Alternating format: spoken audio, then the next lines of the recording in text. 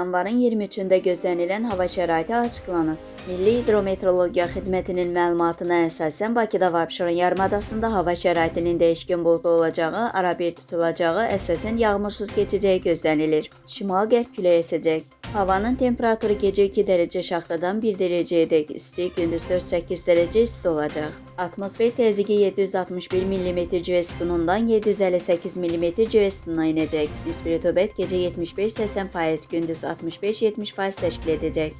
Gecə və səhər bəzi şəhər ətrafı ərazilərdə yolların buz bağlayacağı ehtimalı var. Azərbaycanın rayonlarında havanın əsasən yağmursuz keçəcəyi, lakin gündüz bəzi dağlıq ərazilərdə qısa müddətli yağıntılı olacağı, qar yağacağı gözlənilir. Bəzi yerlərdə arabir duman olacaq, mülayim qərb küləyi əsəcək. Havanın temperaturu gecə 1-6 dərəcə şaxta, gündüz 5-9 dərəcə isti. Dağlarda gecə 7-12 dərəcə, yüksək dağlıq ərazilərdə 12-16 dərəcə şaxta, gündüz 0-5 dərəcə şaxta olacaq. Gecə və səhər bəzi dağlıq və dağətəyi rayonlarda yollar buz bağlayacaq.